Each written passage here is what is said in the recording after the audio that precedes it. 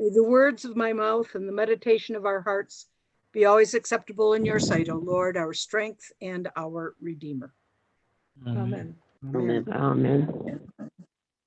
Well, last week's gospel was one of my favorite gospels. This week's Old Testament lesson is one of my favorite lessons from the Hebrew scriptures. And it is one of my favorite lessons because it is so human. It is so like me.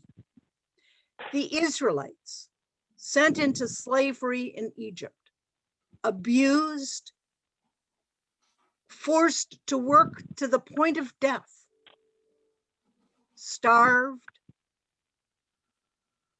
life without hope, have been freed by God. Moses went, I forget how many plagues there were, but he went multiple times to the Pharaoh to plead the case of the Israelites. And every time after the Pharaoh agreed to allow the Israelites to leave, he retracted that and put them in even harsher captivity. Until finally, God tells Moses to mark the lintels, the top of their doors, with the blood of the lamb, and to wait and to flee when the plague comes, taking the firstborn of all whose houses were not marked. And the Israelites escape. And Moses, and the Pharaoh, grieving over his own son, almost lets the Israelites go. But we know that story of the Red Sea, where the Pharaoh sends his army and they're chasing the Israelites, and it looks like the Israelites cannot escape yet again until God tells Moses to part the sea. The Israelites get through, the seas come back, the Pharaoh's army cannot get through. You'd think after God had done all of that for the people, that the people would understand that they need to be grateful, that they need to be thankful, that God alone is the one who has saved them, who has brought them out of slavery into freedom, out of destitution into hope, out of servanthood into the servanthood of God. But indeed, in today's reading, the Israelites get tired of being hungry. And they say, even though the food was terrible in Egypt, at least we had food. Moses, what did you do? God, why did you send us out here? We were better as slaves. A ridiculous idea that they were better as slaves. And so God sends food to the people. And the people realize that they have been wrong, that they have been complaining, even though God has been working great things among them. And I think that's true for you and me. So often we are blessed, we are preserved, good things happen to us, and we fail to even notice. We focus, especially during this pandemic, on all that we can't do, on all that we don't have, rather than seeking and seeing all of the things that God is doing for us and with us and among us. Excuse me. Someday we will be in person and this guy will not interrupt the sermon. But I'll be grateful that he's here.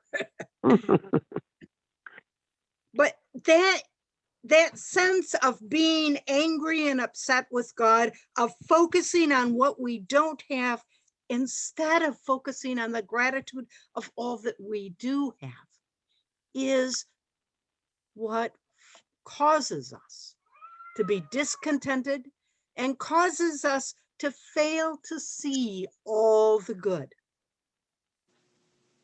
Indeed, this very capability for us to worship together, even though we are separated in our own houses, is something that would not have been possible had this pandemic happened 3 years ago, 4 years ago. God was at work, inviting us to find new ways to be connected, to stay connected, to remain and continue in our faithful journey as the people of God. And yet, like those Israelites, all too often we focus on what we don't have rather than what we do. All too often we focus on what we think we need rather than seeing and being grateful for all that we have. And in doing so, we fail to honor God. God is the giver, and God desires that we respond in love, in gratitude, in generosity towards others. God so loved the world that he gave his only begotten Son.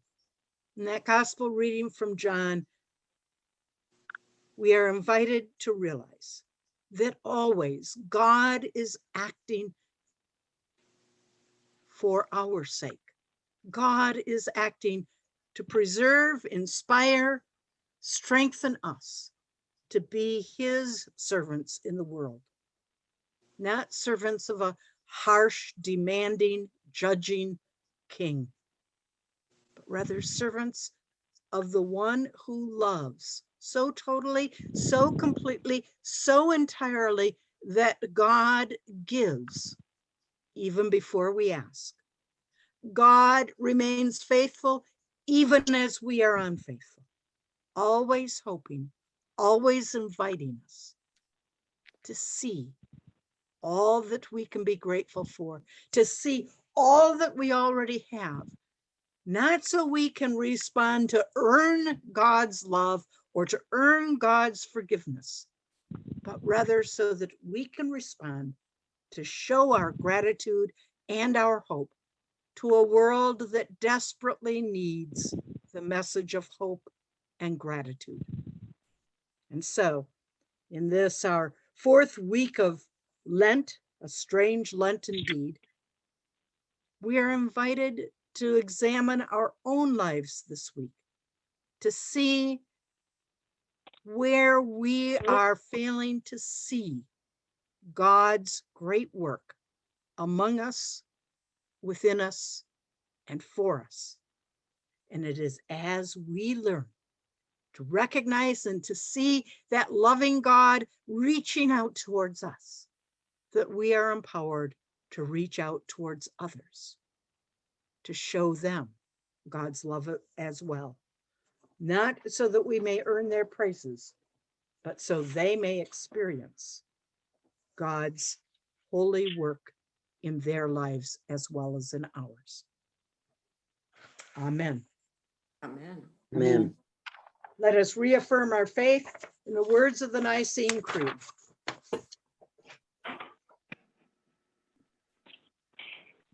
Jeff, can you put the creed back up?